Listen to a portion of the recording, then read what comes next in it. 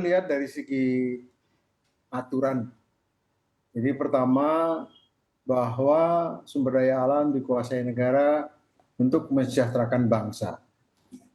Kemudian kita turunkan ke Undang-Undang Nomor 3 bahwa Undang-Undang Nomor 3 menyatakan bahwa seluruh hasil dari sumber daya alam untuk energi nasional, kemudian juga untuk membangun industri dasar di Indonesia.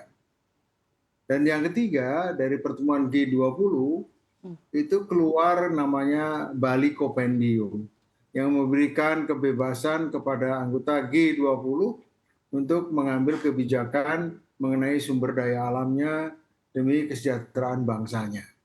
Jadi kalau dari segi hukum, segi konstitusi kita sudah kuat, cuman kita perlu menyampaikan bahwa barang-barang yang kita miliki ini dibutuhkan untuk membangun industri dasar di Indonesia. Nah, kenapa sekarang dilarang? Karena membangun industri itu tidak bisa lahir dari hari ini dibangun, besok selesai. Jadi butuh waktu 5-6 tahun. Kalau 5-6 tahun kita bangun satu industri, membangun pasarnya dan sebagainya, itu akan membutuhkan bahan yang sekarang kita miliki. Karena kalau sekarang kita lihat nikel begitu besar bahan baku yang dibutuhkan dengan adanya 115 smelter yang disampaikan Pak Bara tadi, peningkatan daripada kebutuhan material umpannya meningkat sehingga umur cadangan daripada nikel itu diperkirakan sekitar 7 tahun yang high grade. Sedangkan yang low grade itu masih panjang. Tetapi di satu sisi, kalau kita habiskan yang high grade, industri-industri yang kita miliki tidak akan kebagian waktu. Artinya, downstream industri tidak akan pernah lahir. Karena sudah kehabisan material yang diekspor ke Cina, kemana-mana, sebagai barang setengah jadi. Jadi kita perlu mengambil kebijakan apa yang dilakukan oleh pemerintah. Saya dukung, karena IMA juga mendukung kebijakan pemerintah, sehingga kita perlu mempersiapkan dan membantu perindustrian untuk mempercepat lahirnya industri downstream yang dibutuhkan oleh Indonesia. Karena secara jujur, penyerapan daripada hasil hilirisasi tambang itu sangat rendah di dalam negeri.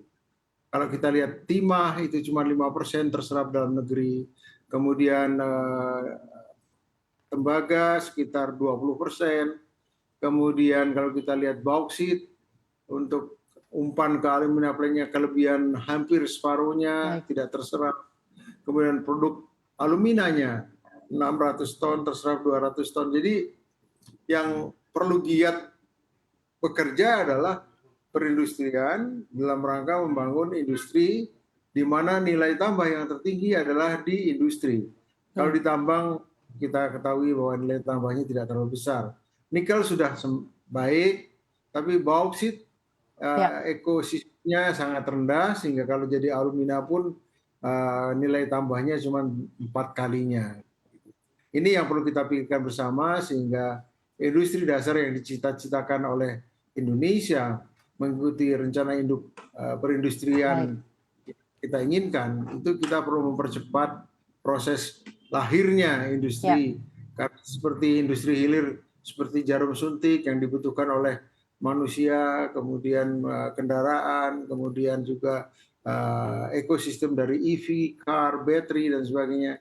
Ini masih belum terlihat dan mudah-mudahan cepat bisa terlaksana. Nah, dari sisi pengusaha sendiri bagaimana? Apakah kebijakan pelarangan-pelarangan dan gugatan-gugatan dari negara-negara besar ini sudah dirasakan dampaknya terhadap pengusaha sendiri? Bagaimana Pak Joko? Ya, sementara ini dari negara-negara yang membutuhkan bahan baku kita itu masih baik. Permintaan-permintaan yang akan diminta ke depan juga meningkat.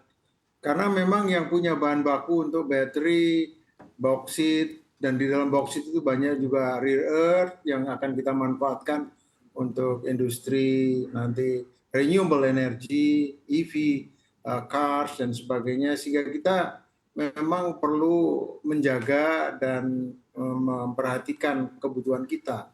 sementara ini kita perlu juga memperhatikan neraca cadangan yang kita miliki, sehingga industri kita nanti masih bisa memperoleh bahan baku untuk industri dasar yang kita inginkan. Dan sebenarnya yang terjadi sekarang ini memang kita mengalami dampak dari pertempuran antara Amerika dan China. Tetapi Indonesia masih tetap dibutuhkan oleh dunia lain, di Asia Timur, kemudian juga ke India dan sebagainya. Sehingga kita tidak perlu khawatir akan permintaan bahan baku yang kita miliki. Akan tetapi kita malah khawatir bahwa bahan baku yang kita miliki, cadangannya akan menjadi kecil, sehingga kalau kita sampai pada industri yang kita ingin capai, kita sudah kehabisan cadangan. Ini yang perlu kita perhatikan.